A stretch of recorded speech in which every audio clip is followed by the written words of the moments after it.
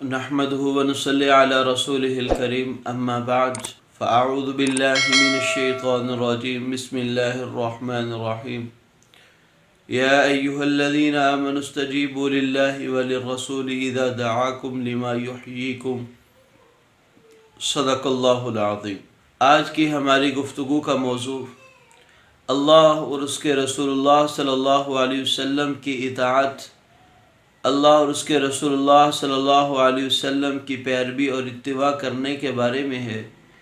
کہ اللہ تعالیٰ نے انسانوں کو اپنے حکم پر عمل کرنے کا کیوں کہا، اپنے نبی کریم صلی اللہ علیہ وسلم کی اتباع کرنے کا کیوں کہا۔ اللہ رب العزت کی ذات تو سب سے پہلے یہ جان لینا ضروری ہے کہ اللہ رب العزت کی ذات، اس کو نہ تو ہماری کسی عبادت کی ضرورت ہے نہ ہمارے سجدوں کی ضرورت ہے، چاہے مالی عبادت ہو، بدنی عبادت ہو، زبان کی عبادت ہو، اللہ رب العزت تمام عبادات سے پاک اور صاف ہیں،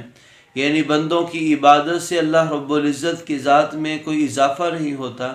اور بندوں کی نافرمانی سے اللہ رب العزت کی ذات میں کوئی کمی نہیں ہوتی۔ اللہ کی ذات بلند و بالا تر ہے۔ ایک حدیث قدسی میں بھی اللہ رب العزت فرما رہے لو ان اولکم وآخرکم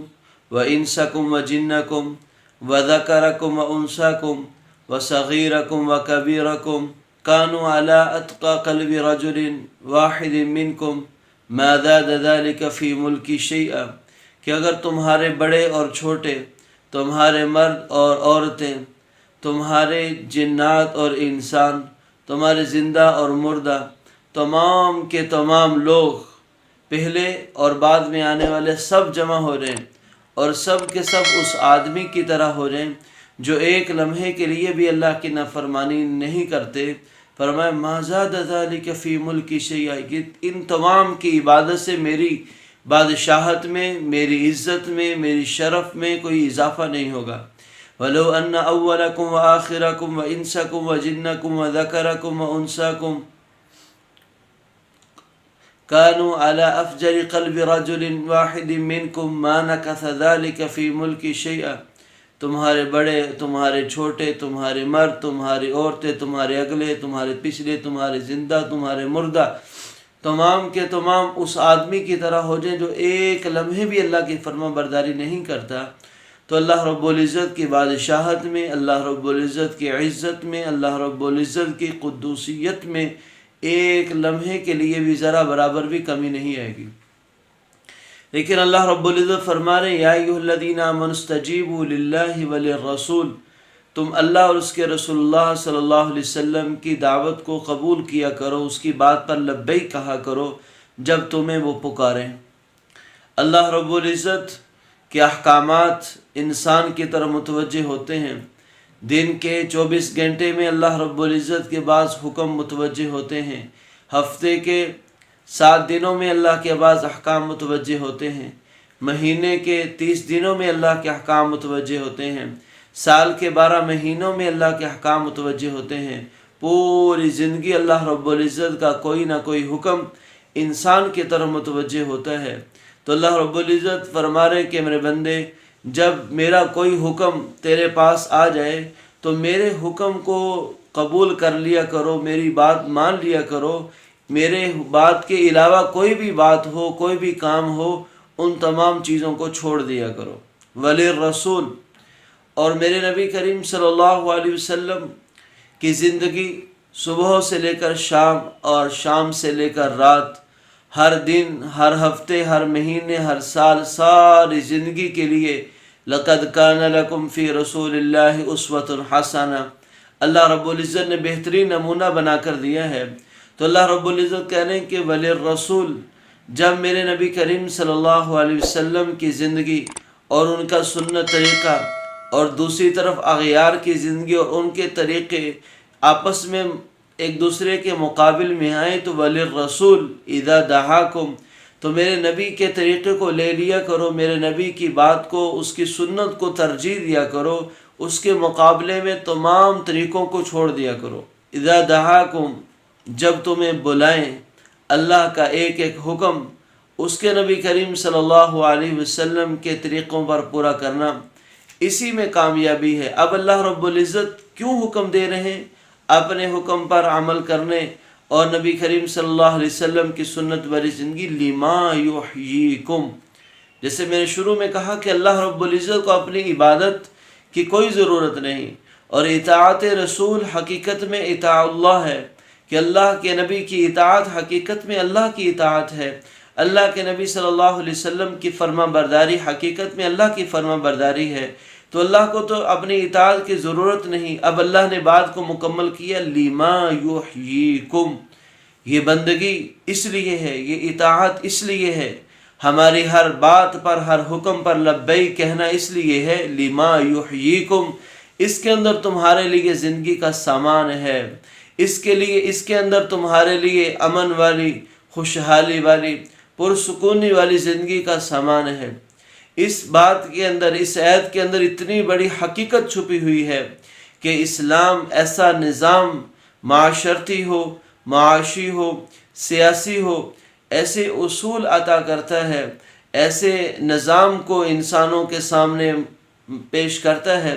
کہ جس کے اندر خوشحالی بھی ہے، جس کے اندر امن و امان بھی ہے، جس کے اندر ترقی ہی ترقی ہے، دنیا اور آخرت کی دونوں ترقی ہے۔ لما یحییکم،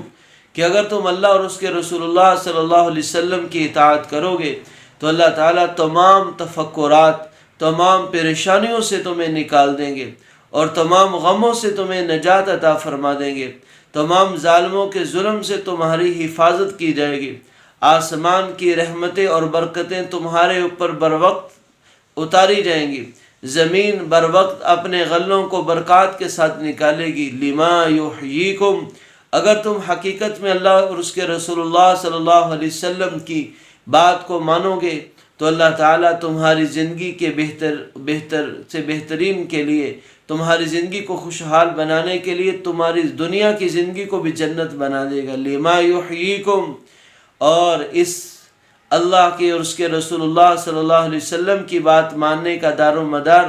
آخرت کی کامیابیاں بھی انہی پر ہیں کہ جو بات مانے گا، لما یحییکم، آخرت کی تمام نعمتیں اس آدمی کو ملیں گی جو اللہ اور اس کے رسول اللہ صلی اللہ علیہ وسلم کی اطاعت کرے گا۔ آخرت کی ہمیشہ زندگی ہے، اس میں موت کوئی نہیں، ہمیشہ زندہ رہنا ہے، ہمیشہ کی نعمتوں کو حاصل کرنے کا دار و مدار بھی اللہ اور اس کے رسول اللہ صلی اللہ علیہ وسلم کی اطاعت فرما برداری ہے۔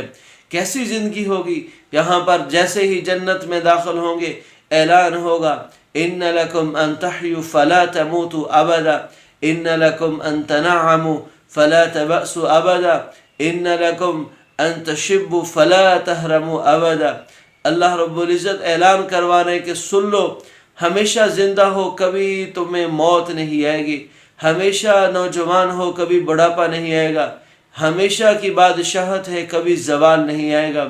ہمیشہ کی نعمتیں ہیں، کبھی تم سے نعمتیں نہیں چھینی جائیں گی۔ اب آخرت کی زندگی کو کامیاب بنانے کے لیے، دنیا میں خوشحال اور اطمینان کی زندگی بنانے کے لیے اللہ رب العزت نے ہمیں اپنے حکم اور اپنے نبی کریم صلی اللہ علیہ وسلم کے طریقے دیے ہیں۔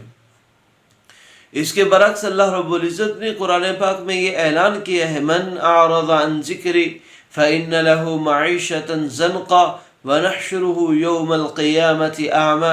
اگر تم میرے ذکر سے اعراض کرو گے،